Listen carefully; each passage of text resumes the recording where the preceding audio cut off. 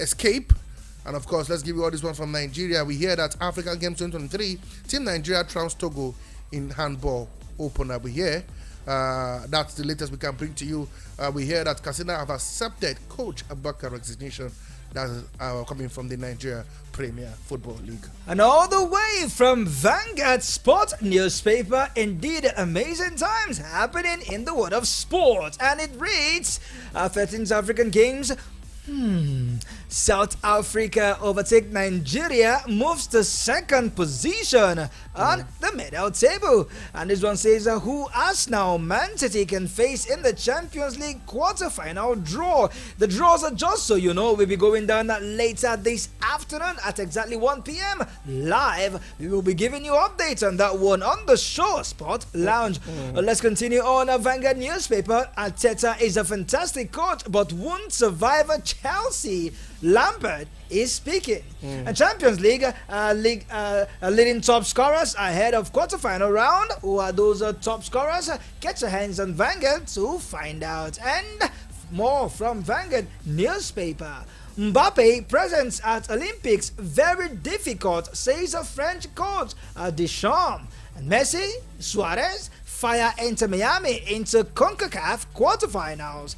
Ex-Dutch international Quincy Promes faces extradition after Dubai arrest. And Atletico Madrid survivor Inter Milan to qualify for the next round of the Champions League. And more from Vanguard newspaper.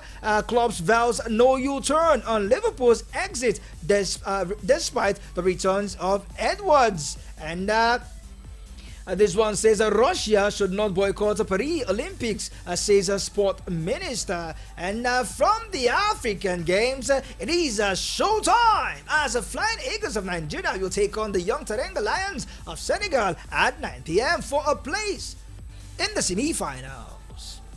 Okay, guys, we go straight to Sporting Live. This one says Qatar and Morocco to host on the 17 World Cup for next 5 years. UEFA Europa League late Sheikh Brace extend Leverkusen unbeaten run. Villa brush aside Ajax to reach Europa League Conference League quarterfinals. Vinicius condemns racist chant before Atletico Madrid clash against Inter Milan. And for UEFA Europa League, Milan beat 10-man Slava Prague.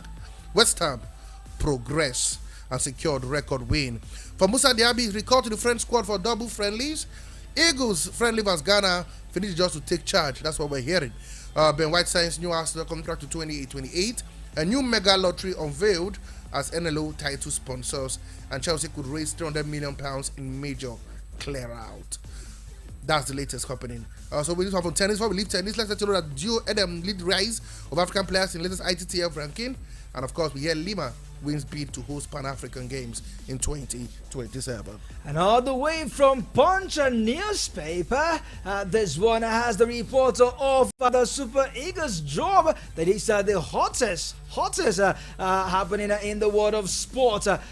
Before then, let's see what it has for us. And Punch Sports Extra says, and Sienna Michael exclusive African countries prefer foreigners and other coaches. Most of these foreign coaches are at the end of the career and looking to collect a few last check. This is exclusive from Michael and Sienna, exposing what foreign coaches do, saying that they are old and always look for African countries so they can collect last few checks. And more from Punch Sports Extra. Olise predicts deep in Eagles' fortune.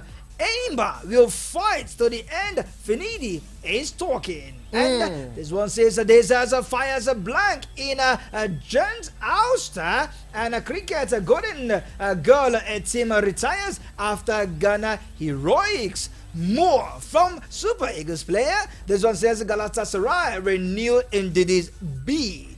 And Chelsea to earn mega bonus from Musiala, says PSG power.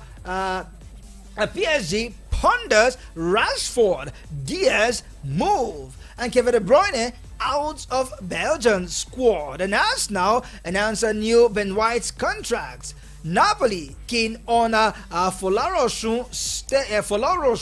stays. And finally, from Punch Sports Extra, Ongano needs medical checkup after Joshua knockout. Okay, guys, all these and more. Let's move straight now to the local scene. News from the local scene. Okay, let's begin from school sport. I'll let you know, of course, that the Barrister Yeson Week AFCT School Sport Festival 2024 came to a rousing conclusion on Thursday at the main bowl of the MK Abiola Stadium in Abuja, with government secondary school carry emerging overall champions. The fiesta, which began on February the 22nd, with zonal preliminaries hosted in 8 centers across Abaji, Kwale, Kuje, Kwagwalada, Tungamaji, and Tudunwada, and Dusa Laji, featured board events like Scrabble, chess, football, volleyball, handball, track and field, table tennis, and badminton. Remarkably, the competition, which was resuscitated 25 years after it was held, was open to public, private, primary, junior secondary school, senior secondary school in the nation's capital.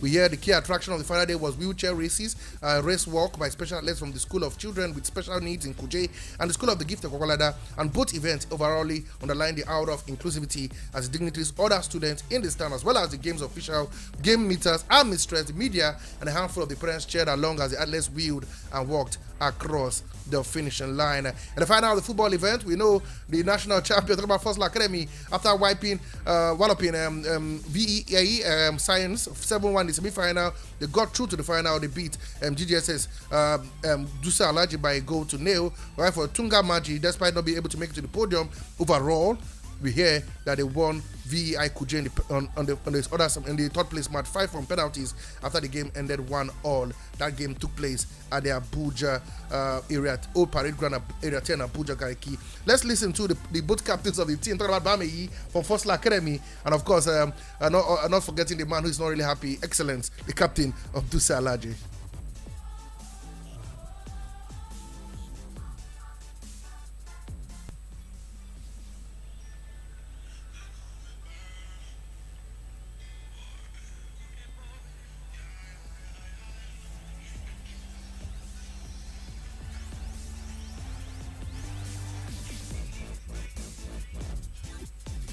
From the speaker, it's not your fault. It's not your fault.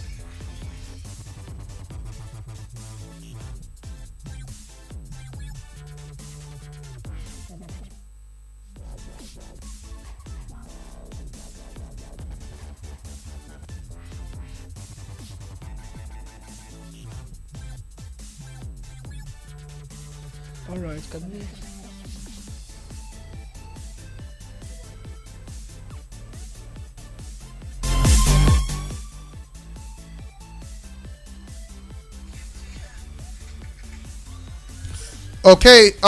Okay, guys.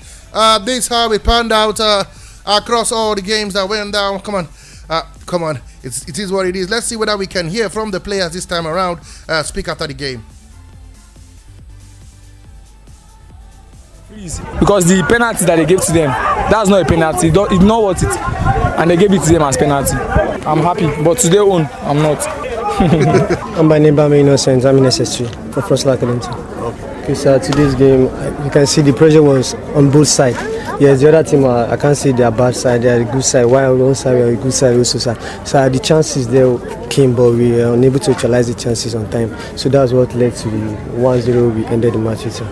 So obviously, no team here is small. All team here, is, particularly if you qualify from your zone down to this zone, you can't say you're not good. All the teams here are good, so we need to battle hard, to fight. And the chances came, but we're unable to actualize it. Not really, sir. So in a game of football, the losing side always take it on their own as, should I say, as a default from the officials. Normally, whenever they lose a match, even if my team should lose a match today, they must pick a point to counter the lose they had. So I feel happy, my teammates are happy. You can see them over there jubilating, sir. And I want to show it to the whole world that we are the best academy in Nigeria. That's the captain of First Academy. His name is Bame. He's speaking after the game, saying they did so well in that encounter. Let's move forward and then go to the camp of the NLO. Something big happened yesterday as well. Talking about the NLO partnership, where National League One NLO has entered into a sponsors partnership with major football outfits running for the next 4 years. At the unveiling of the event yesterday in Abuja, tagged New Year Mega Lottery title sponsorship and technical partnership, the major sponsor offer the sum of now than 64 million naira naira over a period of 4 years to fast-track football development at the grassroots level. Speaking at the event, chairman of the NLO, Silas Agara, said that the development aimed at creating thousands of job opportunities for the teaming youth was a product of the effort made by the management of the NLO to add more value to the grassroots. And most of you will bear us witness when the president of the Nigerian Football Federation inaugurated the 3 members to join the federation who will treat mega lottery as one of our own. Gone are those days when you have shady contracts or deals involving football. We've gone through all the clauses. We've related on personal level. We've been able to see what they are bringing on board. And we're quite happy that we're not getting these terms much in Naira and Kobo, but rather they are looking at areas that will project the league positively. Other sponsorship, we heard that representative of the major sponsor of the NLO deal, Ms. Emanuela Obera, said the main goal behind the agreement was to project the NLO positively to enable youth actualize their dreams, adding that it will go a long way in fostering national cohesion. As a world-class lottery and gaming company with a mission to make millionaires in Nigeria, we have taken on the responsibilities to offer over 27,000 job opportunities to Nigerians nationwide. Furthermore, we engage in other corporate social responsibility initiatives such as skill acquisition, poverty alleviation, development and expansions of sport, just like what we have today, which unites many Nigerian youths, of course. It is with great pleasure and enthusiasm that the New Year Mega Lottery has not only decided, but with so much joy, we decided to sponsor the nationwide League One with a general sum amount of 964 million naira. This sponsorship does not only aim to support the over 500 club owned by the nationwide League One, but also to empower and unite Nigerian youths, thereby making their dreams a reality. Okay, we hear other sponsorship partnership representatives also made their submission on the significance of the groundbreaking deal with the NLO to the Nigerian populace. There were goodwill messages from the stakeholders during the chairman, including the chairman of the Nigerian National League, Chairman George Alu, track and field icon Blessing Okabere, among others. Fine boy. Now there are 64 million in 4 years. That's looking mouth-watering if you ask me. For a league, the third-tier league right here in Nigeria. Over 400 clubs. I'm telling you, my brother, nationwide League One getting this kind of mouth-watering deal. It is something that we must commend. 964 million naira. It is not mean feat to pull such a time like this. Kudos to New Year lottery deal. It is something that we must commend them. And most especially the forerunner, talking about chief, I love to call him a chief, Silas Agara, sorry. Also the deputy governor of Nasarawa State. Former deputy governor of Nasarawa State. Yes, he was to pull that kind of deal. We must commend him for that insight and visionary movement. Though we discussed this extensively yesterday, but come on, it was such a groundbreaking time for the NLO. I hope that the NNL as well as the NPFL take note. You don't took it out of my mouth. Not just to take note, but to better what the third tier have done, because the NNL is the second tier and the NPFL is the main tier. They should better. If they can get over almost $1 billion, the NPFL should get over 4 billion, right? They should. Anyway, to the NPFL, where we the Nigerian Premier Football League has fined Enyimba and Doma United for misconduct during the NPFL encounter in Aba. According to the league body, the reigning NPFL champion will pay 1 million naira for not providing inadequate security for the last home game against Doma, and Enyimba will pay 1 million naira for encroaching on the pitch by their fans and other unauthorized persons. We also hear that their fans has been suspended indefinitely. For Doma United, they will pay 1 million naira for misconduct, capable of bringing the game to disrepute. That's what we hear, and they have only 48 hours as well to respond to the sanction after their players were improper misconduct in that game. Because the dodgy, we talked about that game before, but right now finally the NPFL has stamped down. I don't know why they're not talking about the referee.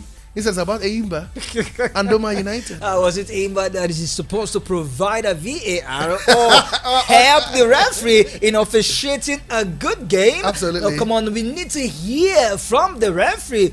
hopefully this evening we will get in touch with at least a member from the NRA, that is the Nigerian Referee Association, or from the Enyimba camp. Maybe, just maybe, there was something that they say that to which the media have not gotten hold of. Of course, you know how we do it right here on VOP. We take you to the nitty-gritty and we give you live information that you can use anytime. But for the fans of Enyimba, it is trying time. Now that Enyimba is trying to have that push to at least to the continent, to the summit, not just the continent, because Enyimba, they are bigger than the continent. They should be looking at the top two every season. One of the most successful team in the NPFL, they should be looking at the top two. But with this sanction on their on their fans, as well as their fans being banished from the Enyimba Township Stadium, that is the stadium right there in Aba, it's going to be very, very dodgy emotionally and psychologically. For Doma United, they don't have any reason to pay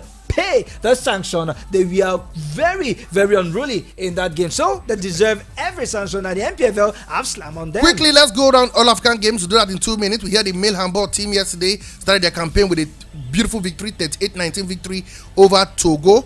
They will play Mali next. Mali also lost to African champion Egypt 49-16. Still talking about the Africa games, we hear that we won bronze in beach volleyball. We beat Rwanda by 2-0 22-20, 21-22. The duo of Estamba and Pamela Bauer getting us another medal in volleyball. Young girls in Esther and Pamela played a fantastic volleyball yesterday with lots of beaches right there in Lagos. The ones in Port Harcourt, the ones in Bayelsa, the ones in Delta State. We should be aiming for gold. You know me, Oliver Twist. That is what I'm always about.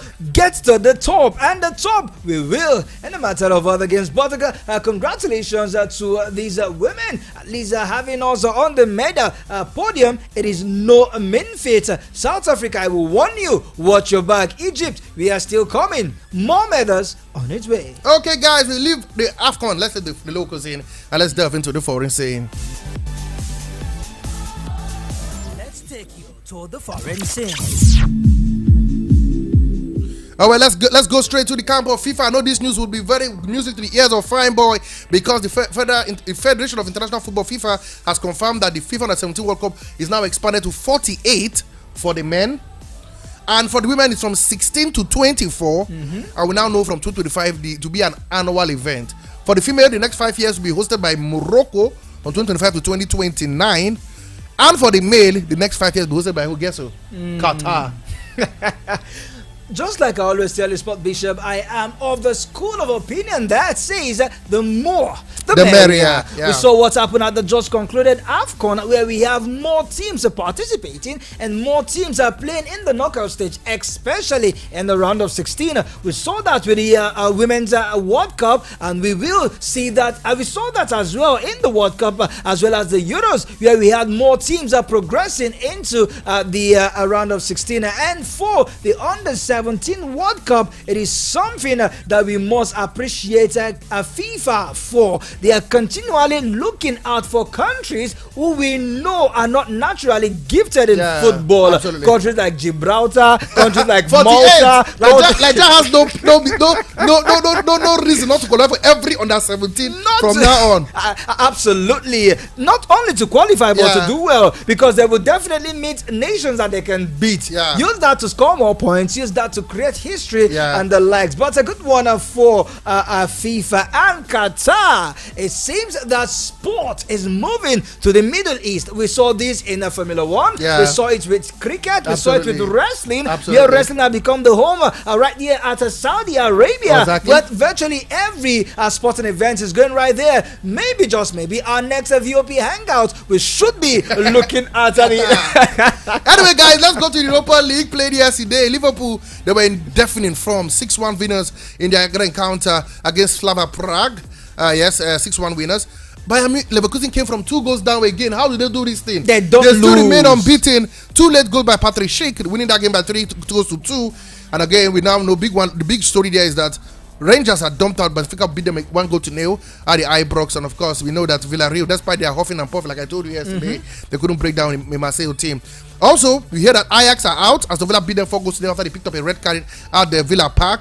And for me also, we now know that West Ham as well is through. But the big story, guys, is the fact that Liverpool are playing Doesn't matter who they change, they're scoring goals. 6-1 in the second leg, 5-1 in the first leg, and that's about 11-2 on aggregate.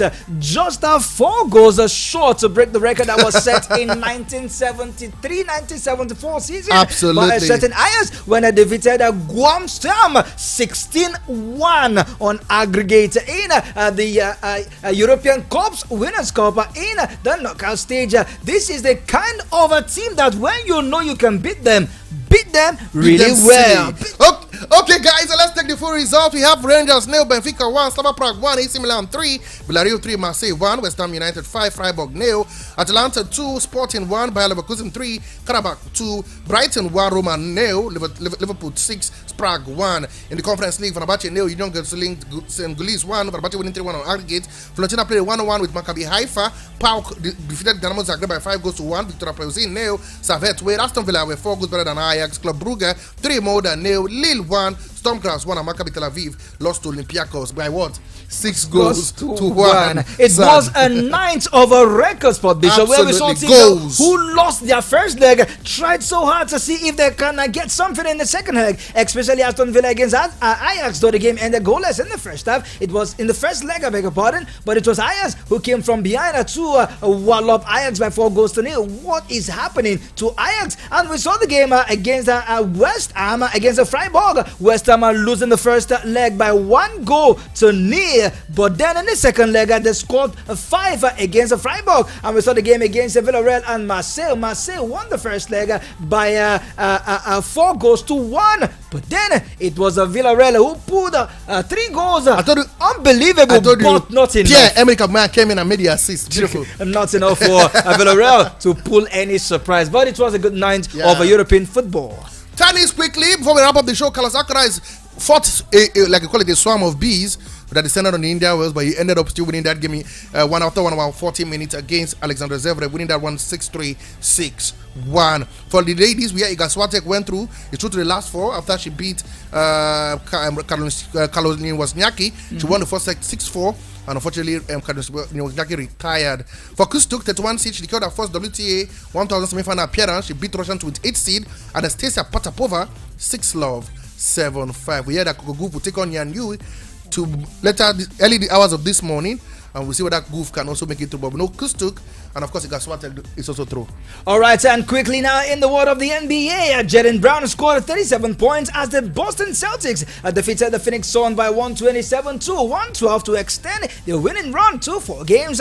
Jason Tatum added 26 points, and Al Horford scored 24 as victory at home edged the Celtics closer to securing the NBA Eastern Conference top seeding for the playoff. Elsewhere, the Oklahoma City Thunders return to the top of the Western Conference with a narrow 126-119 win over Dallas Mavericks. On Thursday, the Milwaukee Bucks provided a four-quarter comeback to defeat the Philadelphia 76ers 114-105, and the Los Angeles Clippers claim a comfortable 126-111 victory at the Chicago Bulls. Okay, this is how far we can go. Fine boy, come on, our time is well spent. This sport, we can talk sport all day long, but come on, our time is done and dusted. We have to walk out of the studio. Definitely, as the news run Abuja will be up on your speakers at exactly 9 a.m. But do well to join us at 4 p.m. where Sport Lounge returns. We'll be previewing all the games in the top 5 leagues in Europe, the NNL,